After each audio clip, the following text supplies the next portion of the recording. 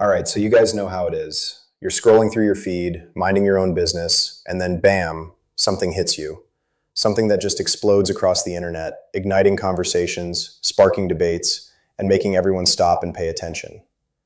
That's exactly what happened when Joe Rogan, in his signature unfiltered style, decided to dive headfirst into the murky waters of the Jeffrey Epstein files, and more specifically, the disturbing details emerging from Epstein's infamous list. It wasn't just another podcast episode. It was a seismic event in the digital landscape, a moment where a massive audience collectively leaned in, captivated by Rogan's raw, no-holds-barred commentary. The clip, the sound bites, the memes, they went viral, and for good reason. Rogan, with his colossal platform, didn't just discuss the Epstein files. He revealed the unsettling truths, the horrifying specifics, and in doing so, he articulated a profound sense of shock and outrage that millions have felt simmering beneath the surface for years. For those who might have been living under a rock, the Jeffrey Epstein saga is a dark stain on the fabric of society, a chilling testament to the depths of depravity that can fester within the highest echelons of power and wealth. A convicted sex offender, Epstein orchestrated a monstrous sex trafficking ring involving underage girls, and his network allegedly implicated some of the most influential figures in politics, finance, and entertainment. His mysterious death in prison, ruled a suicide but widely questioned, only fueled the already rampant conspiracy theories and deepened the public's distrust in the official narratives. The subsequent unsealing of court documents, often referred to as the Epstein files, or, more specifically, Epstein's list, promised to shed more light on his associates, potentially exposing names that had long been shielded from public scrutiny. And when those files started to trickle out, the anticipation was palpable. People wanted answers. They wanted accountability.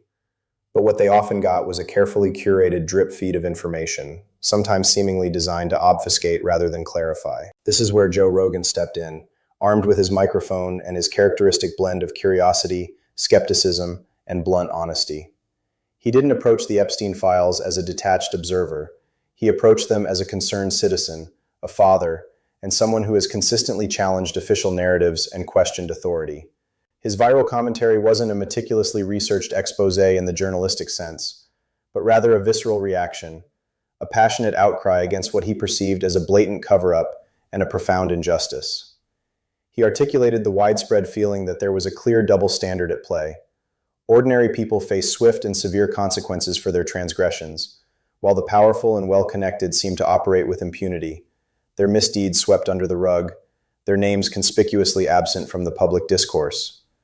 But this time, with the release of Epstein's list, the details were too disturbing, too specific, to ignore. Rogan's core argument, which resonated deeply with his audience, was that the sheer scale of Epstein's operation and the caliber of individuals allegedly involved made it impossible to believe that this was merely the work of one man, or even a small cabal. He posited that a network of such magnitude, involving such heinous crimes, could only have thrived with the implicit or explicit protection of powerful figures. He questioned why so many names remained shrouded in secrecy, why the full extent of the network was not being aggressively pursued, and why the focus often seemed to shift away from the alleged perpetrators and onto peripheral figures or political scapegoats. His frustration was palpable, his voice rising as he lambasted the elites, a term he used broadly to encompass the wealthy, the politically influential, and those who seemingly operate above the law, for their perceived complicity, their silence, and their apparent ability to evade justice. And now, with the disturbing details from Epstein's list becoming public, that frustration has reached a boiling point. He didn't shy away from the uncomfortable implications of the names and activities detailed in Epstein's list. Rogan suggested that the very institutions designed to uphold justice, law enforcement, the judiciary, even elements of the media, might be compromised when it comes to holding the most powerful accountable. He spoke of a two-tiered justice system, where one set of rules applies to the average person, and another, far more lenient set, applies to those at the top. This sentiment, that the system is rigged against the common man and in favor of the powerful, is a deeply ingrained belief for many, and Rogan's articulation of it struck a powerful chord. It wasn't just about Epstein, it was about a broader disillusionment with institutions, a feeling that the promises of equality and justice are hollow when confronted with the reality of unchecked power, especially when the names on that list are so prominent. The viral nature of Rogan's commentary can be attributed to several factors. Firstly, his massive audience, which spans across political divides and demographic groups, ensures that anything he says reaches an enormous number of people. Secondly, his authenticity. Rogan is not seen as a polished corporate media figure. He's seen as a regular guy, albeit one with a hugely successful podcast, who speaks his mind, often imperfectly, but always with conviction. This authenticity makes his message more relatable and trustworthy to many who are skeptical of traditional news sources. Thirdly, the topic itself. The Epstein files, and particularly the release of Epstein's list with its disturbing details, represent a nexus of public fascination and moral outrage. It's a story that touches on power, corruption, sex, and the abuse of the innocent, elements that are inherently compelling and deeply disturbing. When someone with Rogan's reach and style tackles such a sensitive and explosive topic, it's bound to generate immense attention. His critique of the elites wasn't just a general complaint, it was specific in its implications, now amplified by the concrete names and allegations on Epstein's list. He questioned the lack of consequences for individuals whose names appeared in connection with Epstein, even if only tangentially. He highlighted the apparent protection afforded to certain figures, contrasting it with the intense scrutiny faced by others. This selective application of justice, or perceived lack thereof, fueled his outrage, and by extension, the outrage of his listeners.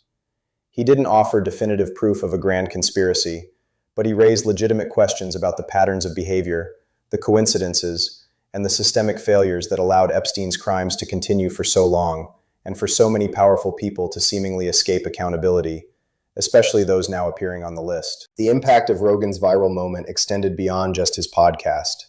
It forced the mainstream media to address the questions he was raising, even if they did so reluctantly or dismissively. It empowered ordinary citizens to demand more transparency and accountability from their leaders and institutions.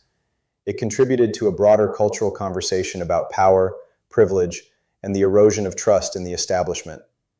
While some critics accused Rogan of promoting conspiracy theories or being irresponsible, his supporters saw him as a lone voice willing to speak truth to power, to challenge the narratives that others were too afraid or too compromised to touch, especially when those narratives were being challenged by the very names on Epstein's list. Moreover, Rogan's commentary tapped into a deeper vein of populism and anti-establishment sentiment that has been growing globally.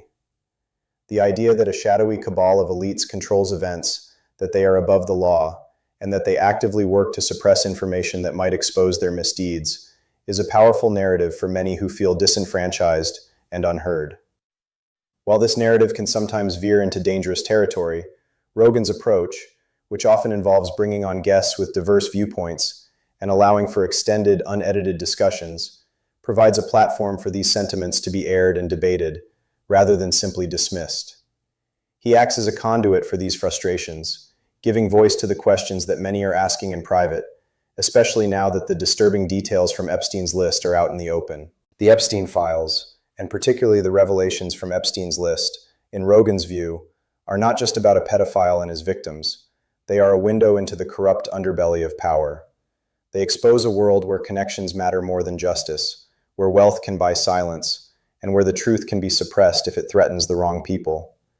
His viral call-out was a demand for transparency, a plea for genuine accountability, and a challenge to the notion that certain individuals are simply too important or too powerful to face the consequences of their actions or their associations.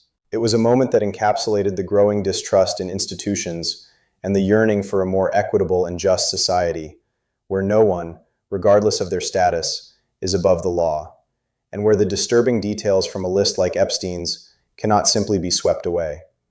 In the aftermath of his viral statements, the debate around the Epstein files and the names on the list intensified. More people began to scrutinize the released documents, to demand further investigations, and to question the official narratives.